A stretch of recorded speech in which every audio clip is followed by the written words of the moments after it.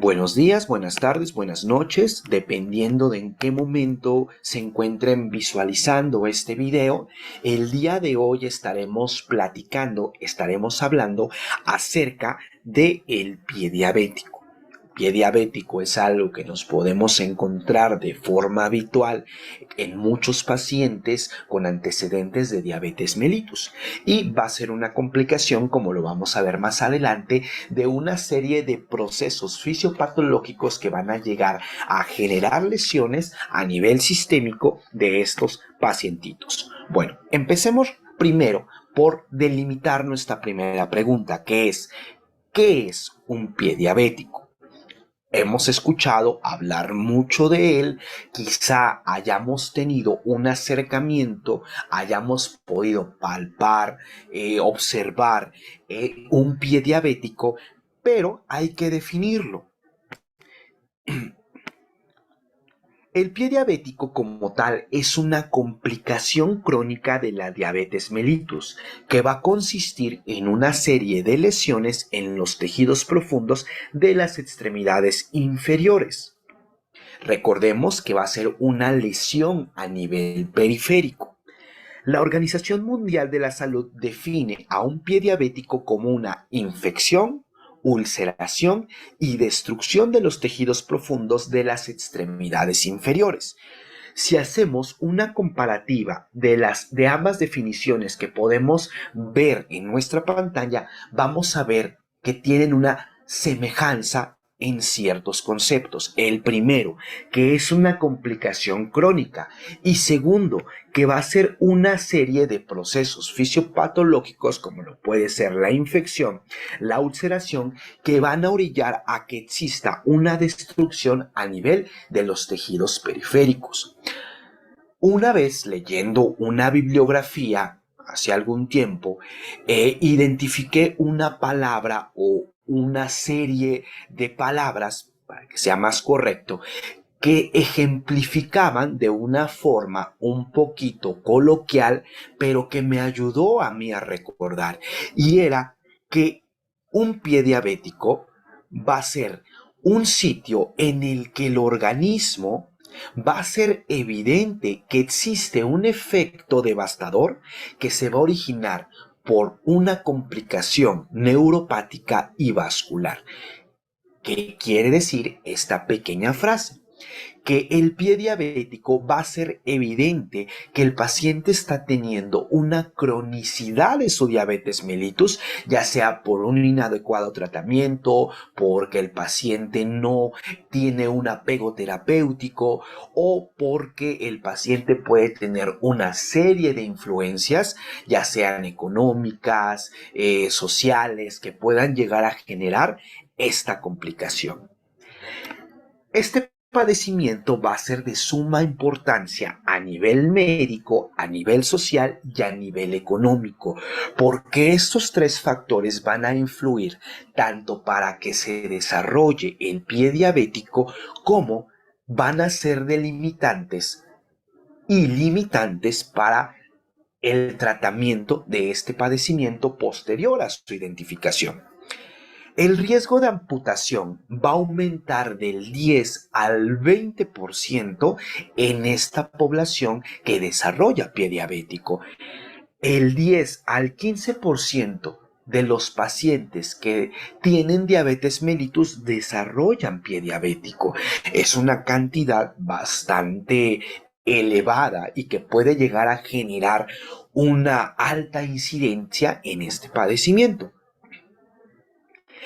Un dato bastante alarmante es que del 65 al 70% de los pacientes que tienen antecedentes de una amputación por pie diabético van a sufrir una segunda amputación en años posteriores, principalmente en los 3 años después de la primera amputación. La tasa de sobrevida de estos pacientes va a ser del 50 al 40% después de una cirugía radical. Para que se pueda desarrollar el pie diabético va a haber tres principales factores que van a estar involucrados. Algunas bibliografías únicamente hacen mayor hincapié en dos, las cuales son la neuropatía y la enfermedad vascular, las cuales en conjunto propician el ambiente adecuado para que algunos microorganismos se puedan desarrollar y esto genere una infección. Hago hincapié en estas dos variantes, ya sea de dos conceptos o de tres conceptos involucrados en el desarrollo del pie diabético, dependiendo de cuál es la bibliografía que pueden ustedes leer. Va a haber estas variantes y es importante conocerlas. Aunque de forma general vamos a hablar de que la neuropatía y la enfermedad vascular van a generar los datos de alarma más importantes en este padecimiento. Empecemos primero por la neuropatía. La neuropatía va a estar presente en el 90% de los pacientes que desarrollan pie diabético y que de manera inmediata o lo que puede ser un motivo de consulta es que hayan observado que han generado úlceras y estas úlceras van a ir relacionadas con la neuropatía. Ahora, la causa de la neuropatía va a tener o la podemos encontrar en dos presentaciones. La primera, la vascular. ¿De qué nos va a hablar la parte vascular? De que existe una disminución de la irrigación sanguínea a nivel de estas fibras nerviosas que van a estar a nivel distal. ¿Esto por qué? Por el daño vascular periférico que va a existir. Y segunda, la traumática. La traumática la podemos ver de una mejor forma en la etiología del pie de Charcot, en la que debido a este problema de la neuropatía van a existir ciertos mecanismos traumáticos que van a generar un daño a nivel de las fibras nerviosas. Vamos a tener tres tipos de neuropatía. Va a existir una disfunción sensitiva que va a estar relacionada con las fibras mielinizadas, específicamente de las A delta y de las no mielinizadas de tipo C. Va a haber una disminución de la recepción de estímulos del dolor, de la presión y del calor que pueden generar lesiones en los pacientes diabéticos y es muy común encontrarlos. Si nosotros tenemos algún familiar que tenga diabetes mellitus, vamos a ver que en el momento en el que se sirve café, poniendo un ejemplo, va a agarrar la taza y sin ningún problema la va a manipular. Y si nosotros la tocamos, inmediatamente puede generar un foco de alerta de que está muy caliente e inmediatamente nosotros la soltamos porque nos está causando un daño. En este tipo de pacientes no existe esta respuesta y eso puede propiciar a que se generen lesiones y con los factores de los que ya hablábamos pueda existir una complicación. Ahora, vamos a tener una disfunción motora. Esta disfunción motora también va a estar relacionada con las fibras A mielinizadas y que nos va a indicar que va a existir un daño a nivel de la función motora, principalmente en los músculos largos de la extremidad inferior, lo que va a generar una contracción constante a nivel del pie. Esto nos va a dar un signo característico de estos pacientes, que es el pie en garra. Si nosotros en este momento en donde nosotros nos encontremos visualizando este video, retraemos nuestros dedos del pie a nivel céntrico, vamos a ver que los sitios de presión van a cambiar y que se va a generar una constante contracción a nivel de las estructuras del pie. Y esto a la larga nos puede generar una ulceración y una disfunción motora. Posteriormente vamos a tener una disfunción autónoma que va a estar relacionada con las fibras simpáticas. Recordemos que una función autónoma va a regular procesos que nosotros no podemos controlar, la sudoración, la hidratación, entre otras. Y en un paciente que tiene una disfunción neuropática de tipo autónoma, es un paciente que tiene la piel seca. Y recuerden, si nosotros tenemos la piel seca, en el momento en el que exista la disfunción motora y el pie adquiera una forma de garra, esto puede generar que la piel llegue a friccionarse, a lesionarse y que sea el ambiente propicio para que se desarrolle una infección. Hablando de la neuropatía, estaríamos enfrentando a la osteoartropatía neuropática o como lo conocemos coloquialmente, el pie de Charcot. Esto va a ser una entidad relativamente indolora, ¿por qué? Porque recordemos que en este paciente va a haber una disfunción neurológica a nivel distal, esto va a ser progresivo y va a ser degenerativo. Esto va a afectar a las articulaciones, lo que nos va a volver a aumentar un déficit neurológico. Esto a nivel, hablando de las extremidades inferiores. Recordemos, aquí tenemos dos radiografías. En nuestra pantalla del lado izquierdo tenemos una radiografía de un pie normal, donde podemos observar la estructura anatómica que tiene que tener un pie. El paciente, en el momento en el que se encuentre caminando, los sitios de presión van a estar disipados a diferentes frentes, por así tomarlo, lo que va a generar que los puntos de presión sean un poquito más equilibrados, a diferencia de la radiografía que podemos observar del lado derecho, donde vemos una completa contracción del pie, lo que va a generar un cambio de los sitios de presión en el momento en el que el paciente camine. Esto va a generar que ciertas áreas estén cargando con todo el peso y con todo el trabajo, y esto llega a generar un aumento en las posibilidades de que el paciente pueda desarrollar una úlcera. Este padecimiento, el pie de Charcot, se considera un pie de riesgo. Un pie de Charcot no está completamente relacionado a un pie diabético, pero un pie de Charcot sí puede ser un agravante de que se desarrolle posteriormente un pie diabético. Ahora, hablemos de la enfermedad arterial periférica.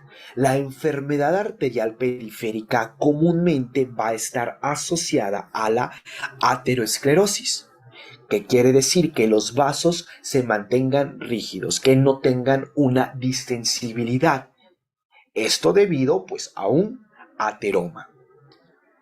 Este tipo de pacientes, los pacientes con diabetes mellitus tipo 2 van a tener de 2 a 4 veces más posibilidades de desarrollar una enfermedad arterial periférica. Ahora, ¿cómo va a impactar esta enfermedad arterial periférica a un paciente diabético? Primero, un paciente diabético va a tener ciertos factores que me podrían desarrollar una enfermedad arterial periférica, las cuales van a ser, va a haber una alteración en la biodisponibilidad del óxido nítrico. Y recordemos que el óxido nítrico es un vasodilatador muy potente. Cuando nosotros tengamos una alteración de este óxido nítrico, va a ser difícil que nuestro vaso se pueda hacer grande y en ese momento estaríamos complicando el daño por isquemia. Va a haber un aumento en la producción de vasoconstrictores debido al daño endotelial que van a tener por la cantidad excesiva y tóxica de glucosa. Vamos a tener una alteración en la función del músculo liso vascular relacionado también con estos procesos o incluso con la aterosclerosis. Podemos tener una expresión anormal de receptores de membrana que van a aumentar la adhesión y migración celular. Y esto va a estimular la agregación plaquetaria, que quiere decir que nuestro paciente también puede tener un estado de hipercoagulabilidad. El paciente también puede tener una aparición de fenómenos inflamatorios en la pared vascular, principalmente por el daño endotelial que va a generar esta cantidad nociva de glucosa en sangre. Esta imagen está relacionada principalmente con la formación de una placa en la que disminuye el flujo sanguíneo. Algo muy importante y algo que hay que tener en cuenta es que la mayoría de las células inmunológicas y de las células de reparación, en el momento en el que nosotros tenemos el ingreso de un agente patológico a cualquier parte de nuestro cuerpo, va a ser los conductos sanguíneos. La autopista en la cual van a llegar estos componentes inmunológicos van a ser los vasos. Así que si nosotros estamos hablando de que la diabetes mellitus me está generando un problema a nivel vascular, en el momento en el que yo tenga una complicación por la neuropatía de la que estábamos hablando momentos anteriores y que propicien que exista el ingreso de un microorganismo, estas células inmunitarias no van a llegar de forma rápida y de forma adecuada debido al daño arterial que va a tener este paciente. Y todavía sumándole a esta inadecuada respuesta por un bloqueo de los componentes inmunológicos, va a haber una disminución del flujo sanguíneo. Y esto me va a complicar el padecimiento inicial. Hablemos ahora del último componente, de la infección. Hacemos un breve resumen. La neuropatía, la disfunción motora, la disfunción sensitiva y la disfunción mecánica me van a propiciar para que existan las condiciones adecuadas para que se puedan alojar determinados microorganismos.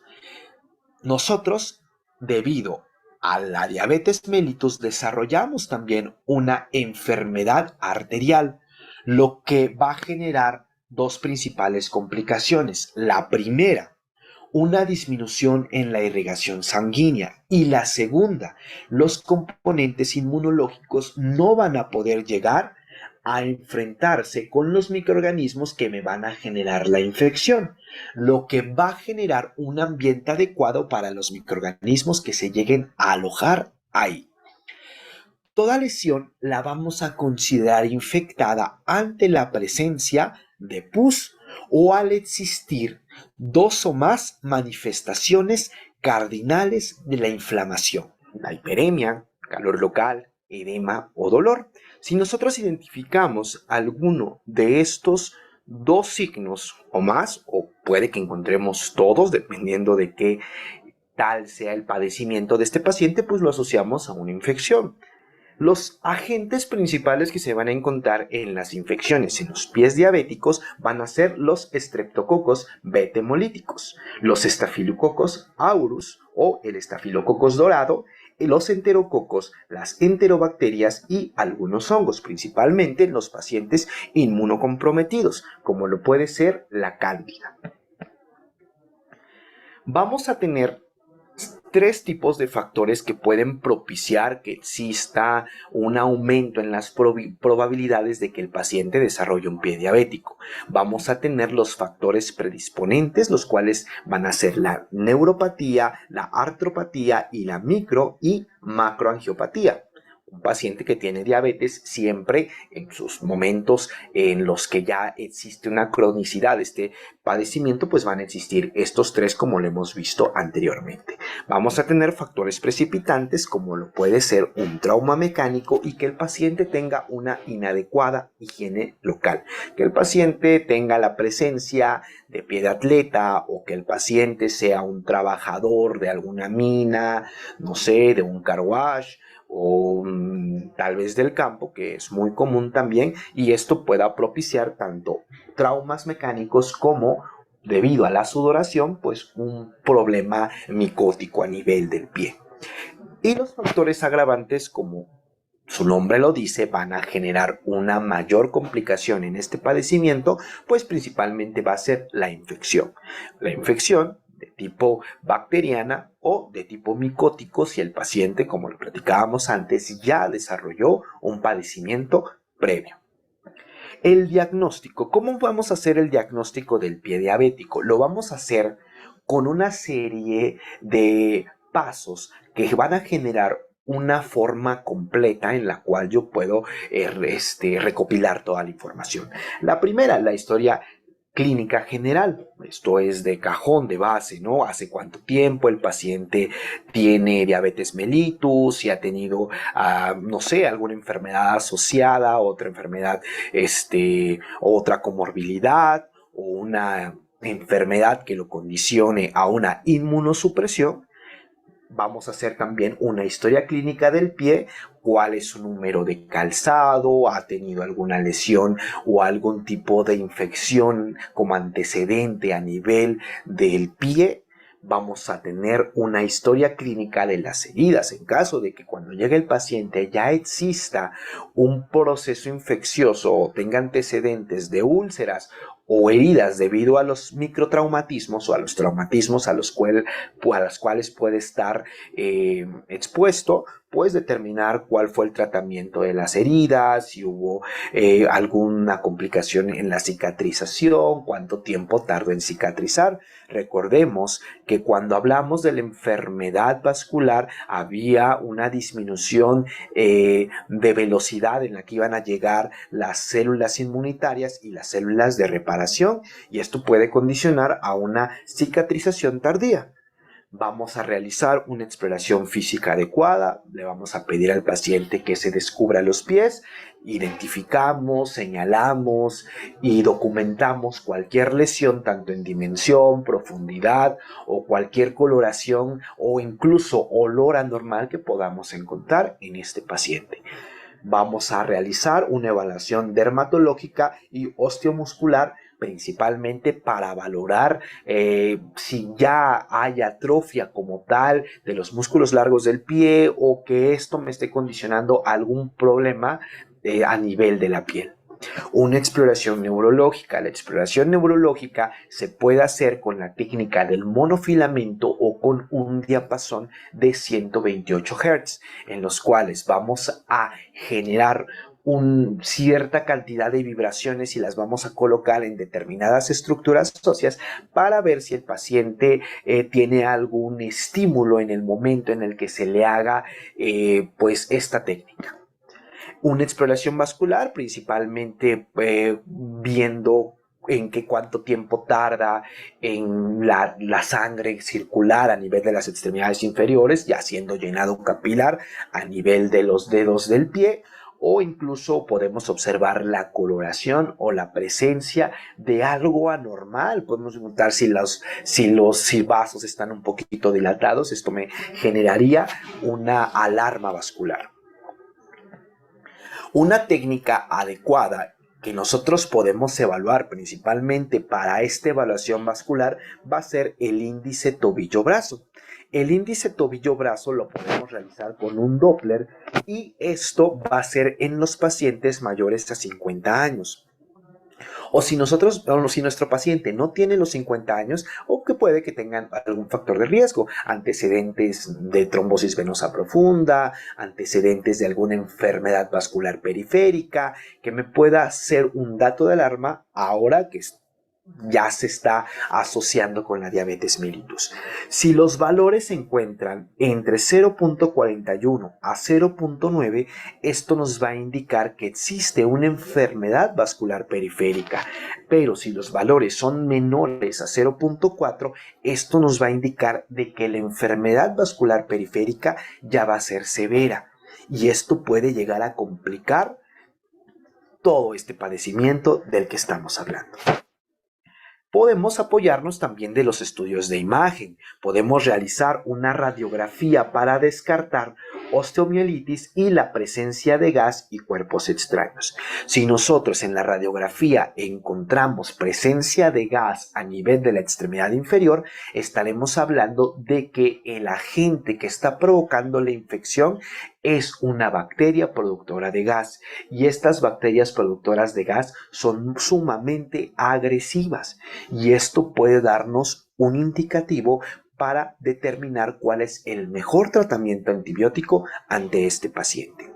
Ahora, los cuerpos extraños, el dolor, la comezón, la disfunción neurológica que va a existir a nivel de las extremidades inferiores puede ser muy frustrante para el paciente, lo que va a generar que recurra a una serie de lesiones o de remedios caseros que involucren algunos objetos para calmar esa sensación y esa frustración que le está provocando el dolor del pie diabético, y ahí podemos encontrar la presencia de cuerpos extraños.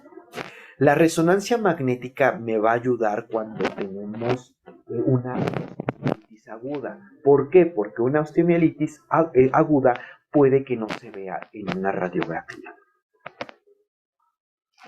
Vamos a hablar ahora de las escalas que me van a ayudar a determinar la gravedad del pie diabético. La primera que vamos a ver va a ser la escala de Wagner. Esta escala de Wagner se va a dividir en 6 principales grados, teniendo al 0 como inicial, en la cual a nivel 0 vamos a encontrar un pie de riesgo, un pie de Charcot o un pie en garra que como tal no tiene la presencia de una úlcera. Pero esto me puede condicionar a que el paciente posteriormente desarrolle una úlcera. En el grado 1 vamos a tener las úlceras superficiales. Esto va a ser una destrucción del espesor superficial de la piel. Aquí ya me está indicando, como lo podemos ver aquí en el grado 1, pues que existe un aumento en la coloración de la piel debido al daño que está existiendo. En el grado 2 ya vamos a encontrar úlceras profundas, en las cuales ya podemos encontrar o podemos visualizar los ligamentos o las cápsulas articulares del tejido óseo, el cual ya es visible de manera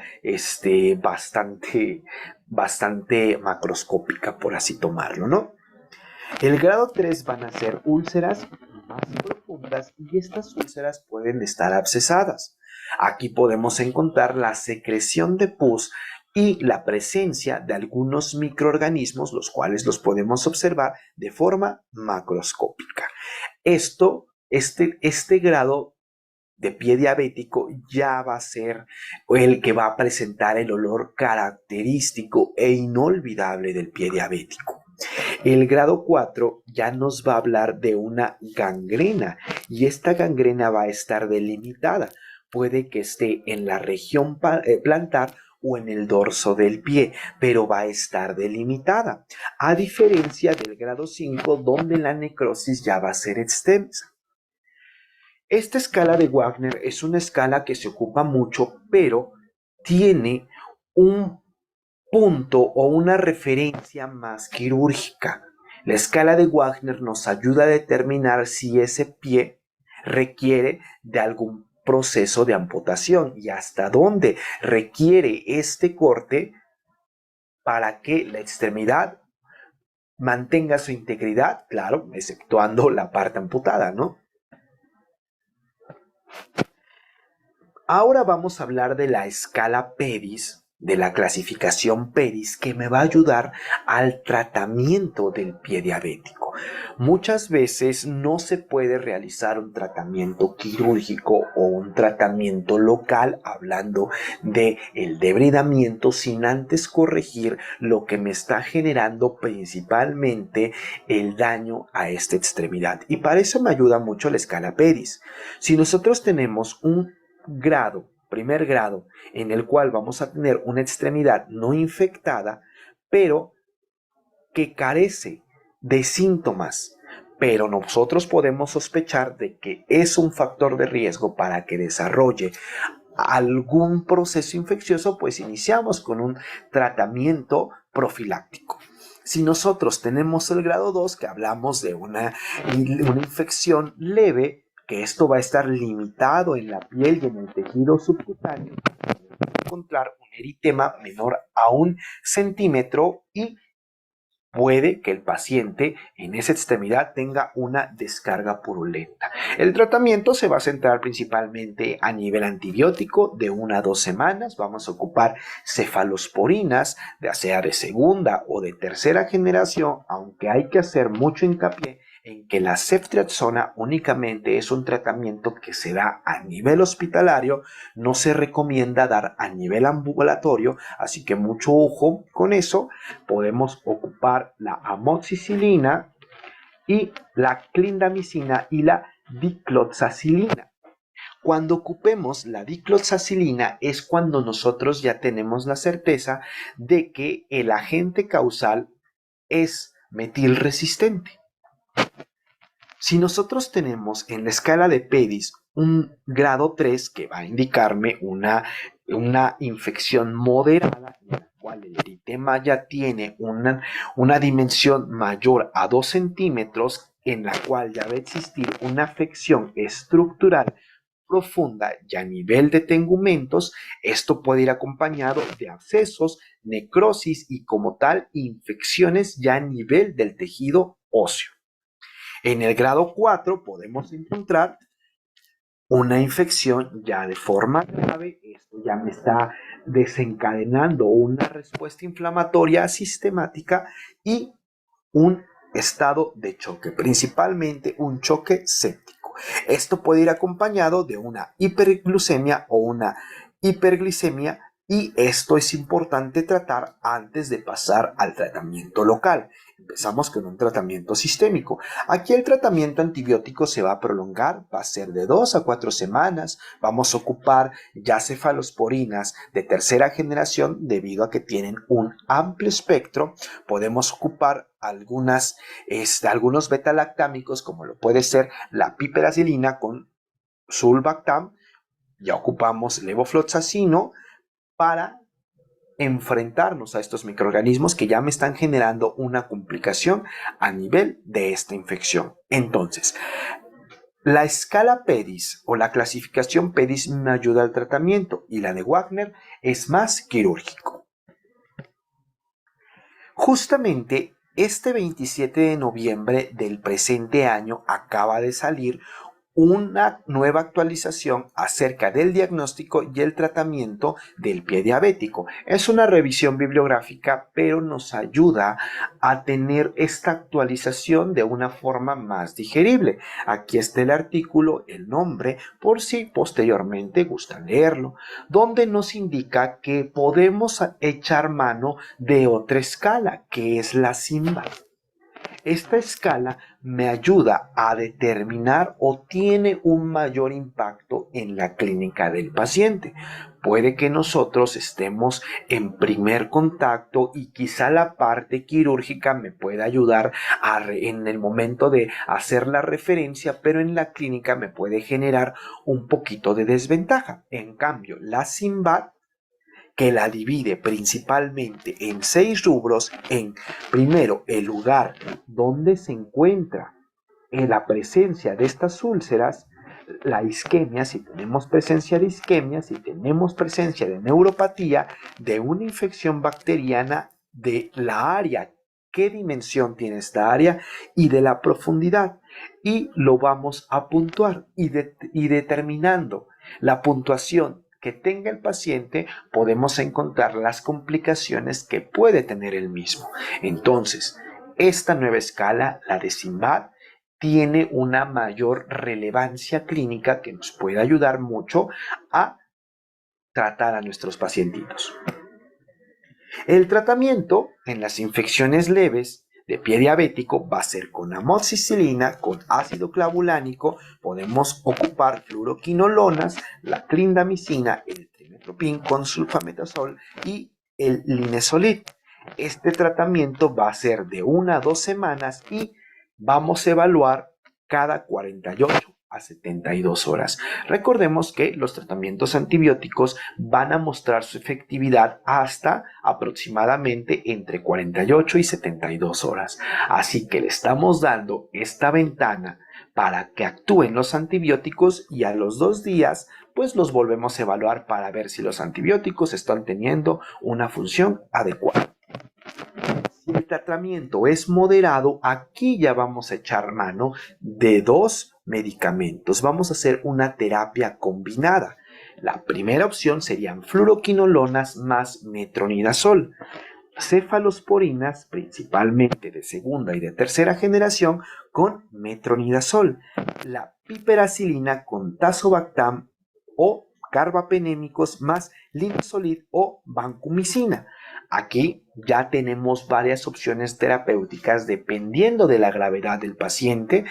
Puede que en este momento nosotros ya hayamos aislado cuál es el microorganismo que está afectando o que me está generando la infección y yo, según esta lista de medicamentos, determino cuál es el que mejor le puede funcionar.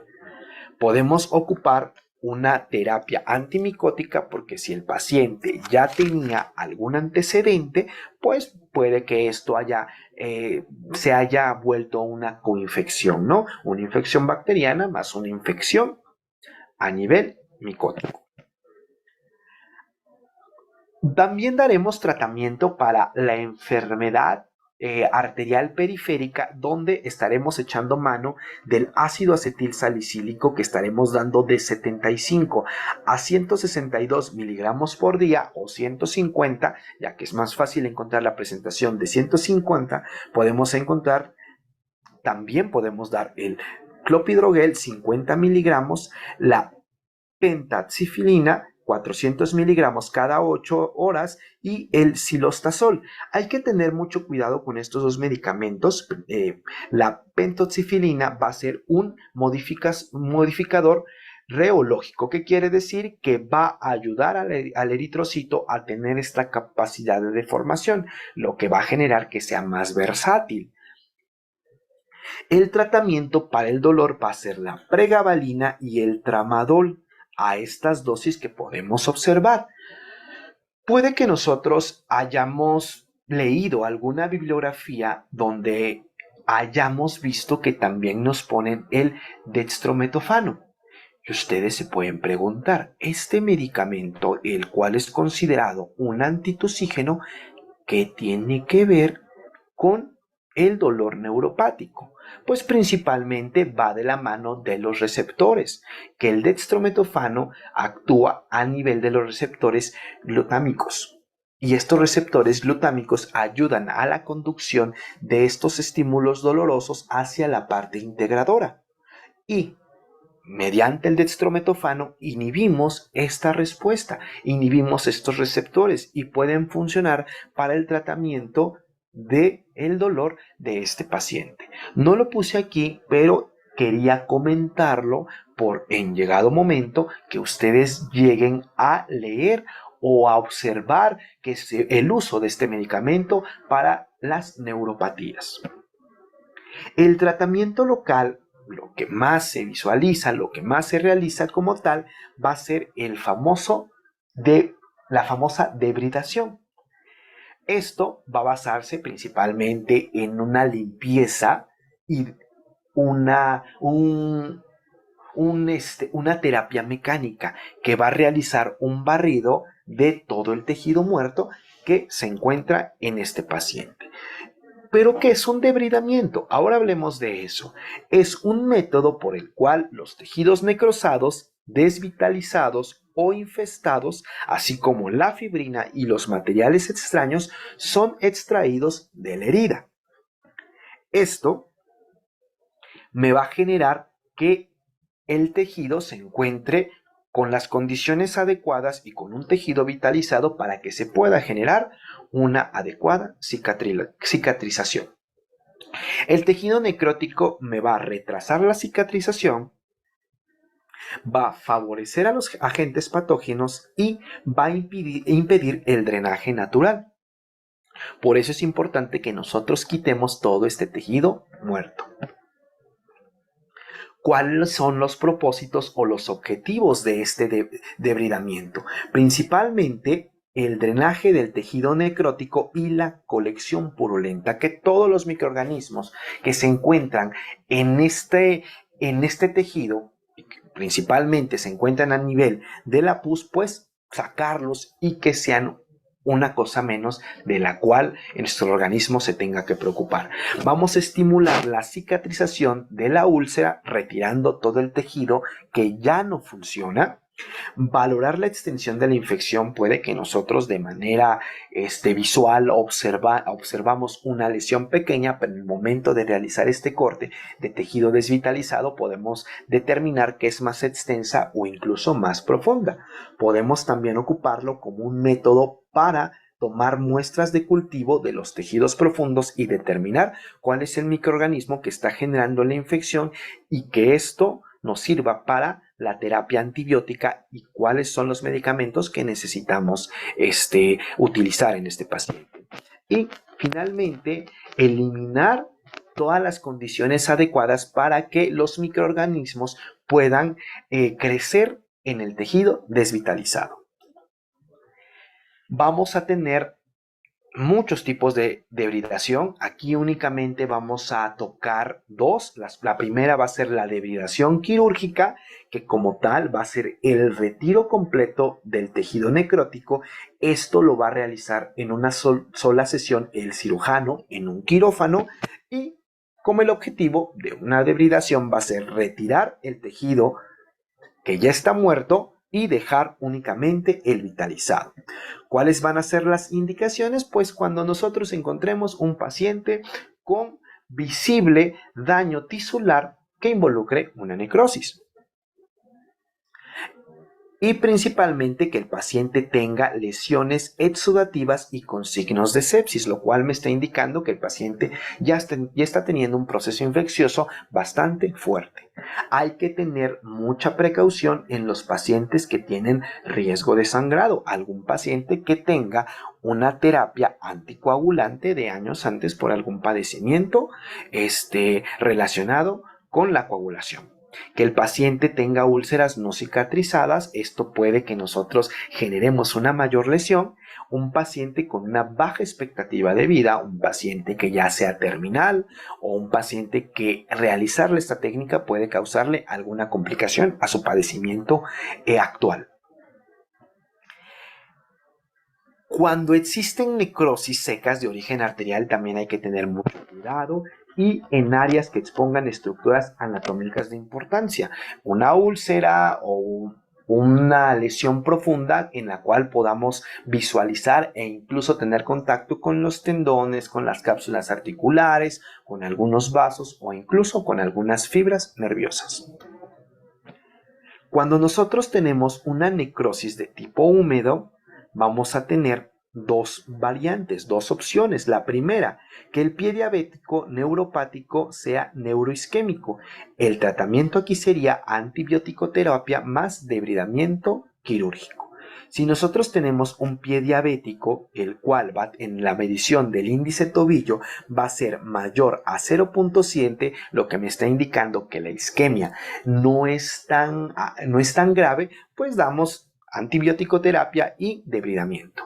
Pero si el índice tobillo-brazo es menor a 0.7, vamos a evaluar la revascularización. Si la revascularización es posible, vamos a dar la revascularización, la antibiótico terapia y el debridamiento. Si no es posible la revascularización, vamos a realizar cuidados locales, vamos a emplear soluciones yodadas para transformar la necrosis húmeda a seca y poder realizar el debridamiento. El segundo tipo de debridamiento que vamos a tener va a ser el debridamiento cortante. Esto, a diferencia del debridamiento quirúrgico, lo puede realizar cualquier profesional de la salud con conocimientos de el tratamiento para el pie diabético y en la técnica de debridamiento. Aquí se va a retirar de forma selectiva el tejido desvitalizado hasta llegar a un tejido viable. ¿Y cómo vamos a saber que el tejido que estamos dejando es viable? Porque va a sangrar y porque el paciente le va a doler. Yo sé que se escucha un poquito bárbaro, pero esa es la forma en la que yo puedo identificar que el tejido está vitalizado. Las indicaciones van a ser posteriores a que exista un debridamiento quirúrgico y que haya posteriormente la presencia de tejido necrótico. Esto nos va a hacer sospechar de que existe una carga bacteriana y que va a tener el paciente signos característicos a una infección. Hay que tener mucho cuidado con los pacientes que tienen una sensibilidad bastante elevada, que quiere decir que probablemente debido a la neuropatía tenga un aumento de los estímulos y esto genere dolor al aplicar la técnica, que el paciente tenga algún riesgo a nivel sanguíneo, principalmente a los factores de la coagulación, como lo veíamos en el caso del debridamiento quirúrgico, y no se aconseja de igual forma en las úlceras no cicatrizadas.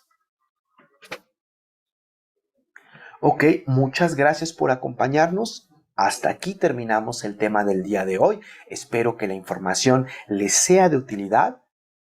Que tengan todos un excelente día, una excelente tarde o una excelente noche y nos estaremos viendo en este canal posteriormente. Muchas gracias por su atención.